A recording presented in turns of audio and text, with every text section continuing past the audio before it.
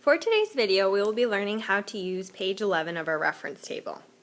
On page 11, there are a few things I want to point out.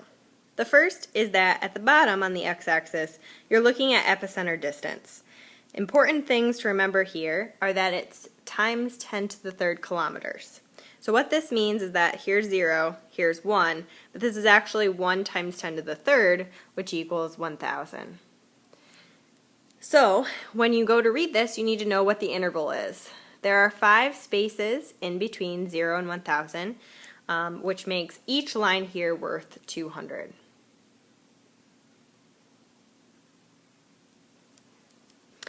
On the y-axis, you're looking at travel time in minutes. So this is 0, and that would be 1, meaning 1 minute.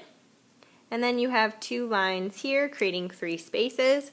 So remember that 1 minute is also 60 seconds. So if we have 60 seconds with 3 spaces, that means each line here is worth 20 seconds. So we have 20, 40, and then 60, which is 1 minute. So for our first video, we want to figure out if we're given a distance, which again is at the bottom, how do we figure out the travel time, which again is over here on the side. So let's do a sample with a distance of 3,000 kilometers. Okay, if I wanted to know what the P-wave travel time would be, you can see here, here's my P-wave line, and here's my S-wave line. For P-wave travel time, I would go from the distance, what I had, straight up to the P-wave line. I'd stop when I hit the line, and then I'd read right over across from there, okay? Ending up at the second line above the 5, which means that my P-wave travel time would be 5 minutes and 40 seconds.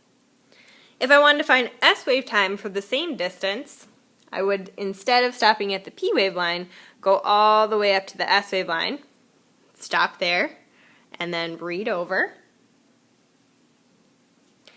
And it would take, from 3,000 kilometers, it would take my S-waves 10 minutes to travel to the seismic station. Okay, so whenever you're finding P-wave or S-wave travel time and you know the distance, you're just going to go down to the distance, go up to this specific line, whatever you're trying to figure out, and read over to travel time. What you will do now is on your worksheet that you were given for today, go to question number 1. You have 3 distances here. Want you to use page 11 of your reference table to find the P-wave and S-wave travel time.